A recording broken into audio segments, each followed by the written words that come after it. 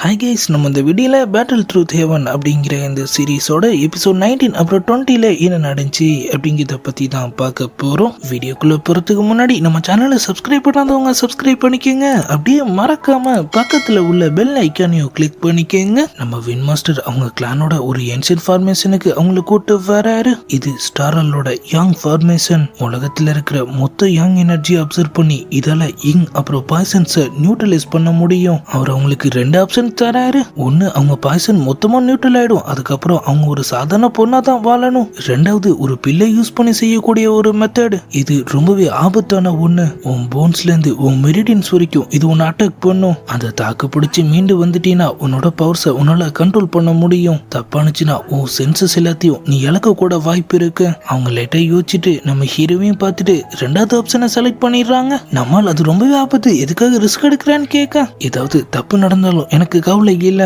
இந்த உலகத்தோட எல்லா அற்புதமான விஷயங்களையும் நான் ஏற்கனவே பார்த்துட்டேன். இனிமே உங்களுக்கு சப்போர்ட்டா இருக்கணும்னு ஆசைப்படுறேன். எந்த பவரும் இல்லாம என்னால ஒரு மூலையில உட்கார்ந்துட்டு இருக்க முடியாதுங்கிற மாதிரி அவங்க சொல்ல, மாஸ்டரும் அந்த ஃபார்மேஷன் ஆக்டிவேட் பண்ணி விட்டு அவர் வேலைய ஆரம்பிச்சிடுறாரு. அவரு சொன்ன அந்த பில்லு அங்க உருவாக ஆரம்பிக்குது. அவங்களோட பாய்சன் கேஸும் கொஞ்சம் கொஞ்சமா அப்படியே வெளியே வந்து நியூட்ரல் ஆயிட்டு இருக்க. நம்மால் முடிஞ்சிட்டான்னு கேக்குறாரு. மாஸ்டர் இனிமேதான் ஆரம்பிக்கவே போகுது. அவங்க வழியில ரொம்பவும் துடிச்சு கஷ்டப்படுறாங்க. நம்மால் முன்னாடி போக இப்ப தடுத்தினா இல்லாம வீணாயிடும். நம்ம ஹீரோ சொன்ன விஷயம் தான் அவங்க மண்டைக்குள்ள ஓடிட்டு இருக்கு. 13 வயசு வரைக்கும் எந்த பவரும் இல்லாம மத்தவங்களால புள்ளி பண்ணப்பட்டு இருந்த ஒரு ஆள் தன்னோட விடாமுயற்சியால இப்ப இந்த ஒரு இடத்துக்கு வந்து இருந்திருப்பாரு. அதுக்காக அவர் எவ்வளவு கஷ்டங்களை தானாருங்கிறதெல்லாம் மனசுல வச்சுட்டு அவங்களும் பல்ல கடிச்சிட்டு இருக்க. இப்ப இந்த வேலை முடிஞ்சிருது, அவங்களும் சரிஞ்சிடுறாங்க. அவரு போய் அவங்கள அப்படியே தாங்கி பிடிக்க, ஃபயர் ஒர்க்ஸ் பார்க்க என்ன கூட்டிட்டு போறியா? அவரும் கண்டிப்பான்னு சொல்றாரு. மாஸ்டர் அவங்கள செக் பண்ணி பார்த்துட்டு, நீ சாதிச்சிட்ட, டோக்கி கான்டினென்ட்லயே பாய்சன் பாடியை கண்ட்ரோல் பண்ணக்கூடிய முதல் ஆள் நீயா தான் இருப்பேன்னு அவரு சொல்ல, இப்ப நம்ம ஹீரோக்கான ட்ரைனிங்கும் ஸ்டார்ட் ஆயிடுது. ஆல் மாஸ்டர் கூட பயங்கரமா சண்டை போட்டு அவர் ஸ்கில்ஸ் எல்லாம் இம்ப்ரூவ் பண்ணிட்டு இருக்காரு. இப்ப திரும்பவும் ஸ்டார் ஆல் அங்க ஃபெங்குயும் வந்திருக்காங்க. அவன் இப்ப இங்க வந்தாகணும். நான் சொல்றத கேளுங்க, சீனியர் இங்க இல்லனா போய் கூட்டு வாடா. தேவையில்லாம ஏதாவது பேசுன அப்புறம் ஸ்டார் ஆல் என்ன புள்ளி பண்றீங்கன்னு சொல்லி எல்லார்ட்டையும் இப்ப சொல்லிடுவான். ஆள் என்ன பண்றதுன்னு தெரியாம பதறி போய் நேரா நம்ம ஹீரோ கிட்ட வந்துடுறாரு. ஜூனியர் மாஸ்டர் இந்த பிரச்சனையை கொஞ்சம் கேளுங்க. அவரும் என்னன்னு பார்க்க வர, ஐயோ இவகிட்ட ஏன்டா என்ன கோத்து போடுறான், ஏதாவது பேசி சமாளிங்க. ஆள் குயிலன் மாதிரி மிமிக்ரிய போடுறாரு. அவங்களும் பல்ல கட்டிட்டு கதவு பக்கத்துல வந்து நின்னுறாங்க. மேட்ச்ல நடந்ததுதான் நடந்துருச்சு, இப்பதுக்காக இங்க வந்திருக்க. நீ என் மேல கோமா இருக்கியா? உண்மையிலேயே நான் உன்னை அட்டாக் பண்ணுங்கிறதுக்காக அப்படி பண்ணல. நீ தான் தூக்க மாட்டேன்னு அடம் பிடிச்ச.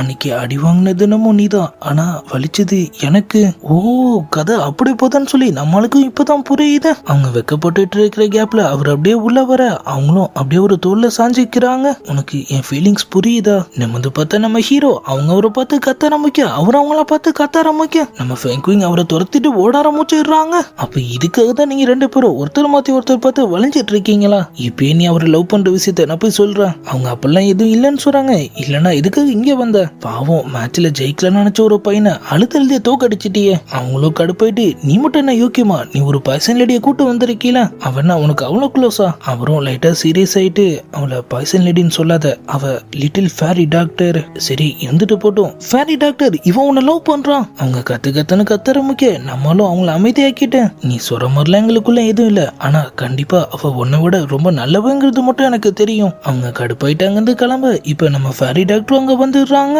ஓ, நீ தானே அது, உன்னதான் ஜெயன் பிடிச்சிருக்குன்னு சொன்னானா? சரி இருந்துட்டு போட்டும், ஆனா ஓ ஆள் ஒன்னும் ஏன் அளவுக்கு பெட்டர் கிடையாது. இப்ப அப்படியே நம்ம கூக்லான்னு நம்ம குயா நம்ம சூனர் அனுப்பி வைக்கிறதுக்கான ஏற்பாடு எல்லாத்தையும் பண்ணிடுறாரு. இவங்க உன்னை டெலிபோர்டேஷன் கிட்ட கூட்டு போவாங்க. மாஸ்டருக்கு தெரியறதுக்குள்ள நீ அவனை அலர்ட் பண்ணிரு. அவங்களும் கண்டிப்பான்னு சொல்லிட்டு அங்கிருந்து கிளம்ப. சென்டர் பிளேன்ல ஒரு பெரிய ஃபெஸ்டிவலே நடந்துட்டு இருக்கு. நம்ம ஹீரோவும் ப்ராமிஸ் பண்ண மாதிரியே நம்ம ஃபேரி டாக்டர் அங்க கூட்டு வந்திருக்காரு. அவங்களும் அது எல்லாத்தையும் பார்த்து ரொம்பவே என்ஜாய் பண்ணிட்டு இருக்காங்க. நம்ம குயிலன் ஃபெங்குய் கூட அங்கதான் இருக்கிற மாதிரி தெரியுது. அவங்க 2 பேரும் திரும்ப சண்டே ஸ்டார்ட் பண்ண, சீனியர் எப்படியோ அவங்கள தடுத்து அங்கிருந்து இழுத்துட்டு போயிடுறாரு. 4 பேரும் செமையா ஃபயர் ஒர்க்ஸ் எல்லாம் பார்த்து என்ஜாய் பண்ணிட்டு இருக்காங்க.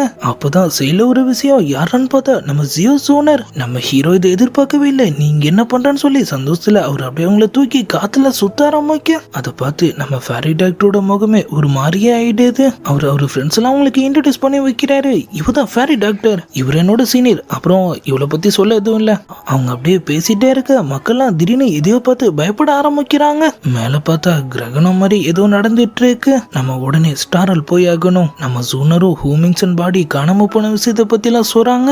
நம்மளும் உடனே வின்மாஸ்டர் கிட்ட போயிட்டு அந்த விஷயத்தெல்லாம் சொல்றாரு. சோலார்ல இருக்கிற ஒரு நொடியும் மாஸ்டருக்கு தான் ஆபத்து, நம்ம ஒரு உடனே காப்பாத்தி ஆகணும். வின்மாஸ்டர் அவ உனக்கு ஒரு மிஷின் கொடுத்திருக்கா, நீ 3000 பர்னிங் ஃபிளேம சொந்தமாக்கி ஆகணும். அதுக்கு இதான் சரியான நேரம். போன் ஹெவன்லி ஃபிளேம் எடுத்துட்டு நீ போய் அந்த வேலையை முடிச்சிட்டு வாங்குற மாதிரி அவரு சொல்ல. ஆனா அது ஒண்ணு மட்டும் தான் மாஸ்டர் கூட நமக்கு இருக்கிற ஒரே கான்டாக்ட். ஆனா அவருக்கு இப்ப அதெல்லாம் முக்கியம் இல்ல. உன்னோட போர்ஸுக்கு கண்டிப்பா 3000 பர்னிங் ஃபிளேம் உன்னால அப்சர்வ் பண்ண முடியாது.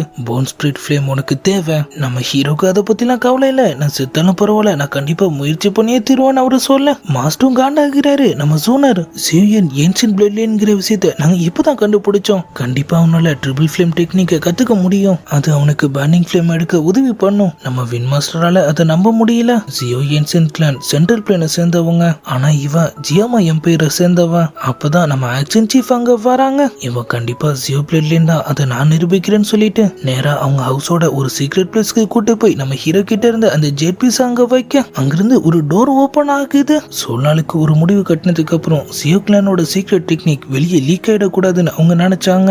எங்க ஆக்ஷன் ஹவுஸ் அந்த பொறுப்பை ஏத்துக்கிட்டோம். அப்பல இருந்து அந்த ஸ்கில் எங்களால தான் பாதுகாக்கப்படுதுன்னு அவங்க சொல்ல ஆள் அந்த ஸ்க்ரோல ஓபன் பண்றாரு. உள்ள ஒரு மேப் இருக்கு. இதான் ஜியோ கிளானோட சிம்பிள். நம்ம ஆக்ஷன் ஹவுஸ் சீஃபும் கண்டிப்பா அங்கதான் அந்த சீக்ரெட் ஸ்கில் இருக்கணும். அவரு டிராவலும் ஸ்டார்ட் ஆயிடுது. நம்ம சூனர் அவருக்கு துணையா இருக்காங்க. கண்டிப்பா நான் அதை எடுத்துருவேன். கண்டிப்பா என்னால எல்லாரையும் காப்பாற்ற முடியும். சோலால நான் அழிச்சு தீரணும். டக்குன்னு நம்ம சூனர் பொறுமை பெரிய பெரிய விஷயங்களை சாதிக்கிறதுக்கு முன்னாடி நீ இவ்வளவு பதட்டமா இருக்க கூடாது. அவங்க ரெண்டு பேரும் அவங்க பிரஷர் எல்லாத்தையும் தள்ளி வச்சுட்டு இந்த ட்ரிப்பை ஜாலியா என்ஜாய் பண்ண ஆரம்பிச்சிடுறாங்க. என்னமோ லவர்ஸ் டூர் போன மாதிரி இருக்கு. நம்மால் பக்கத்துல வந்துட்டோம், இன்னைக்கு நைட்டு இங்கே ரெஸ்ட் எடுக்கலாங்கிற மாதிரி சொல்றாரு. அவங்களும் அப்படியே அவர் மடியில படுத்துக்கிறாங்க. சியோயன் ஏதாவது கதை சொல்லு. அவரும் சரின்னு சொல்லி டிமன் வாலில இருந்து அவரோட கதையை ஆரம்பிக்க அதுக்கப்புறம் சொல்லி 4 லைன் சொல்றதுக்குள்ள 40 தடவை கொட்டாய் விடுறாரு. நம்ம சியோசூனர் சரி நான் சொல்றேன், நம்ம சின்ன வயசா இருக்கும் போது நம்ம லைஃப் எவ்வளவு ஜாலியா இருந்துச்சு. எப்ப பார்த்தாலும் நம்ம அப்பா அம்மா பிராக்டிஸ் பண்ணுன்னு சொல்லி நம்மள திட்டிகிட்டே இருப்பாங்க.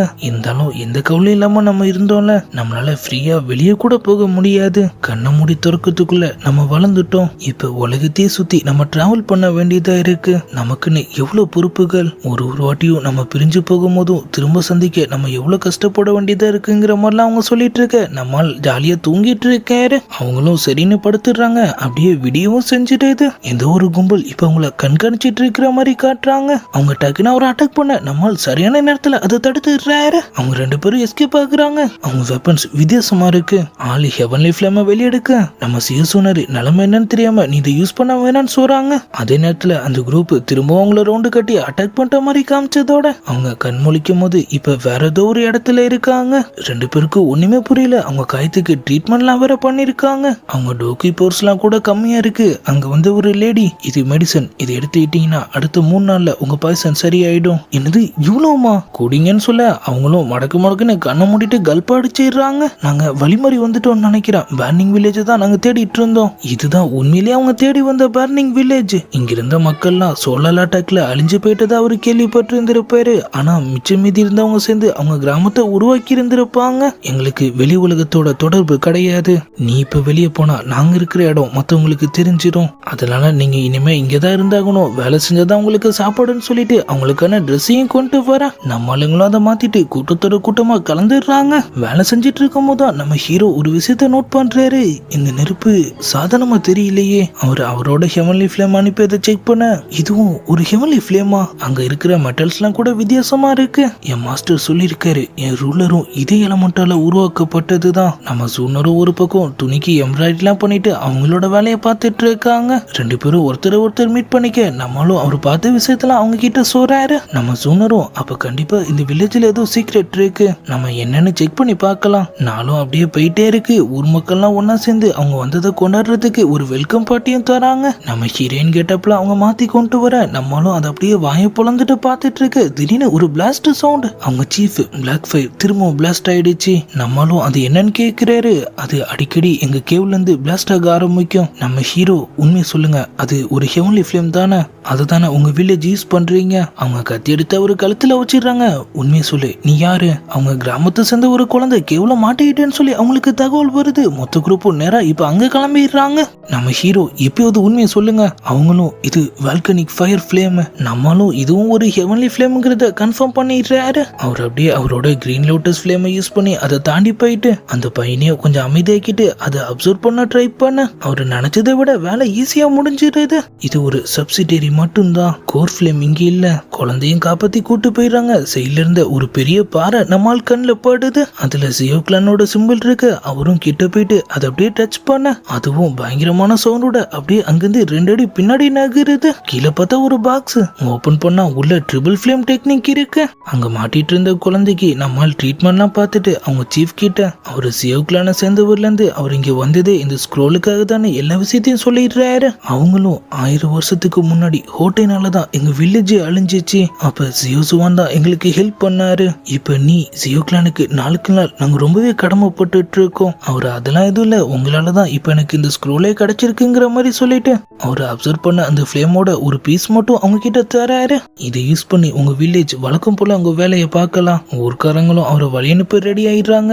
நீங்க கவலைப்படாதீங்க, கண்டிப்பா உங்க சீக்ரெட்டை நான் யார்கிட்டயும் சொல்ல மாட்டேன். அவங்க 2 பேரும் இப்ப திரும்ப நம்ம வின்மாஸ்டர் கிட்டே வந்துடுறாங்க. அவர் அதை பார்த்துட்டு இவ்வளவு காலத்துக்கு அப்புறம் ஜியோ கிளானோட சீக்ரெட் வெளியே வரும்னு நான் நினைச்சே பார்க்கல. ஆனா இது வெறும் ஒரு பார்ட் மட்டும்தான். 2வது எங்க இருக்குன்னு சொல்லி அவங்க யோசிக்கும் போதுதான் நம்ம ஆக்ஷன் ஹவுஸ் லேடி ஜியோசுவான ஒரு ஹெவன்லி கல்லறையில தான் அடக்கம் பண்ணதை நான் கேள்விப்பட்டேன். ஒருவேளை அங்க ஏதாவது நமக்கு க்ளூ கிடைக்கலாம். ஆனா அந்த கல்லறை எங்க இருக்குன்னு அவங்களுக்கு தெரியல. நம்ம மாஸ்டர் கூக்லானும் ஜியோ கிளானும் தான் ரொம்ப க்ளோஸா இருந்தீங்க, உனக்கு ஏதாவது தெரியுமா? நம்ம சூனருக்கு தெளிவா எதுவும் தெரியல. ஆனா அவங்க இடத்தோட ஆல்டரை பத்தி அவங்க யோசிக்கிறாங்க.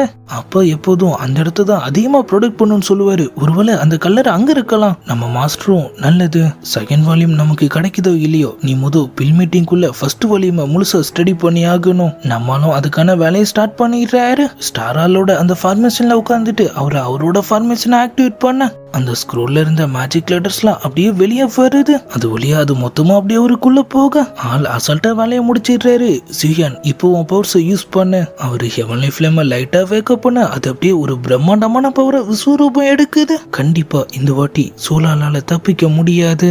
மாஸ்டர் அவரோட குரூப்பை ரெடி பண்ணிடுறாரு. சியான் உன்னோட தலைமையில பில் மீட்டிங் இந்த வாட்டி நடக்கட்டும். குயிலன் இவனுக்கு எல்லா சப்போர்ட்டும் நீ தான் பண்ணணும். நம்ம சூனர்லாம் கூட அவங்க டீம்ல இருக்காங்க.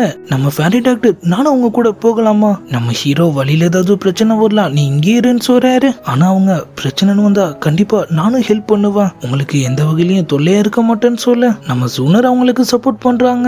நீ தானே சொல்லுவ நம்ம ஃப்ரெண்ட்ஸ் நம்ம கூட இருந்தா நம்மளால எதையும் சாதிக்க முடியும்னு. வின் மாஸ்டரும் நான் அன்னைக்கே சொல்லணும்னு நினைச்சேன், ஸ்டாரால் வெளியாளுங்களுக்கு ஹெல்ப் பண்ண மாட்டோம். உன் பாய்சன் எங்களால கியூர் ஆயிருக்குன்னா நீயும் எங்கள ஒருத்தி தான். அவங்களும் சமகுசி ஆயிடுறாங்க. நீயும் இவங்க கூட போலான்னு அவரு சொல்ல அப்படியே எபிசோட் 20யும் முடியுது. உண்மையிலேயே அந்த பில் மீட்டிங்னா என்ன, அங்க நமக்காக என்ன சம்பவம்லாம் காத்துட்டு இருக்கு. நம்மால் அவரோட 2வது ஸ்க்ரோல கண்டுபிடிச்சாரா ஜியோ ஏன்ஷியன்ட் கிளானோட உண்மையான பவர் என்னங்கிறதெல்லாம் நம்ம நாளைக்கான வீடியோவை பார்த்து தெரிஞ்சுக்கலாம். அது வரைக்கும் குட் பை.